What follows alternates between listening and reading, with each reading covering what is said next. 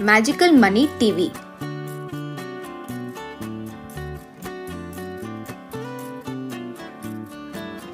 विजयपुरा नाम के गांव में गोविंद नाम का एक कारपेंटर हुआ करता था।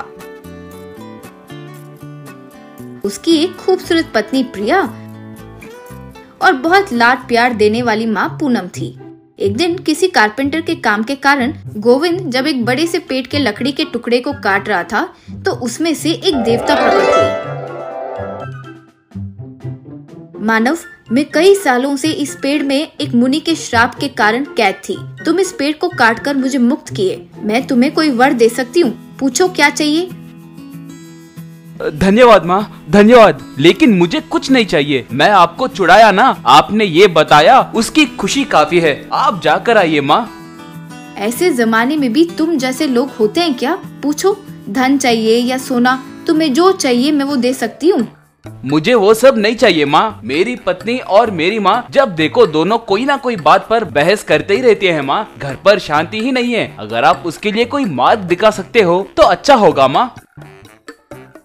तुम जिस समस्या के बारे में पूछे उसका उपाय सिर्फ यही युग में नहीं, किसी भी युग में नहीं होगा, लेकिन मैं कोशिश जरूर करूंगी, कहकर देवता गायब हो गई। गोविंद के घर पर गोविंद की माँ पूनम, क्यों रही, खाना कितनी देर बनाती रहोगी? तुम्हारी उम्र में चुटकी मारते ही मैं 10 लोगों का खाना बना सकती थी। तुम इतना मेहनत करके 3 लोगों का भी ठीक से नहीं खिला पा रही हो। वो बातें सुनकर प्रिया हाथ में चम्मच लेकर बाहर आई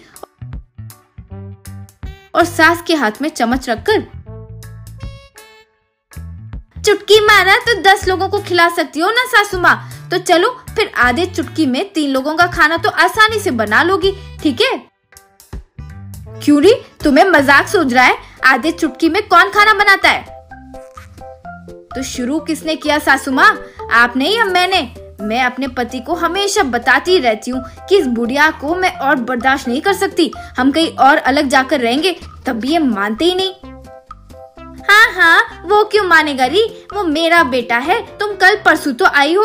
शातिर औरत, ज्यादा बात की तो मेरी भांजी से मेरे बेटे की दूसरी शादी करवा दूंगी। हाँ, कराएंगे सासू माँ, आप तो कुछ भी कराएंगे, बहुत सारे शादियाँ करवाएंगे। मेरा पति भी तो मानना चाहिए ना। इतने में टीवी में सीरियल स्टार्ट हुआ तो सास बहू दोनों झगड़ा रोककर टीवी के सामने बैठ गए। टीवी में जोक्स आने की वजह से दोनों दिल से हंसने लगे। यूं जोर से हंसने लगे। तब टीवी में से पैसों की बारिश होने लगी। दोनों जल्दी जल्दी पैसे उठाने लगे। बाप रे बाप, इतने सारे पैसे! टीवी में से पैसे कैसे निकल रहे सासू माँ? पता नहीं बहू, बहुत अजीब बात है, जल्दी जल्दी उठाओ, पता नहीं और कितने पैसे गिरेंगे। थी कि टीवी में से पैसे निकलना बंद हो गया। दोनों टीवी के पास गए और टीवी को मारना शुरू किए।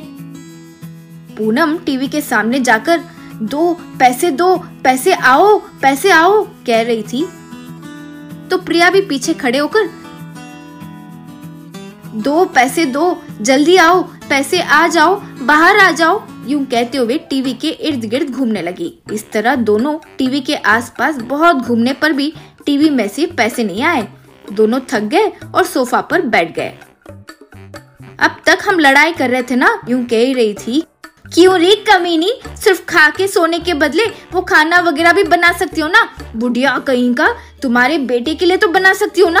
अच्छे से खा कर वो पेट देखो कैसा बाहर आ गया है।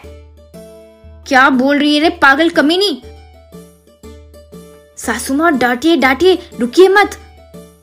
पता नहीं किस मुहूर्त पर मेरे बेटे से तुमने शादी की, उसकी जिंदगी में भी खुशी नहीं बची। कहां से आई कि ये चिंपांजी का मुंह उठाकर रसोई में भी सारा खाना खा रही होगी, इसीलिए इतनी अच्छे से फूल गई है। कह रही थी कि गोविंद डोर के पास आकर धीरे से डोर को खोला। गोविंद अपने मन में, ये क्या देवता वर देने की बात कर रहे हैं तो ये दोनों और ज्यादा लड़ रहे हैं, यूं सोचकर आ रहा था कि गोविंद नीचे फिसलकर गिर गया। वो देखकर सास बहू यूं जोर से हंसने लगे। उनके हंसते ही टीवी में से पैसे फिर से आना शुरू हुए। वो देखकर प्रिया, सासू माँ हम दोनों जब हंसते हैं तब टीवी में से पैसे आ रहे हैं सासू माँ। हाँ री सच है। इस तरह जब वे खुशी से हंसने लगे तो टीवी में से पैसे आने से उस दिन से सास बहू झगड़ा करना छोड़ दिए और खुशी से जीने लगे।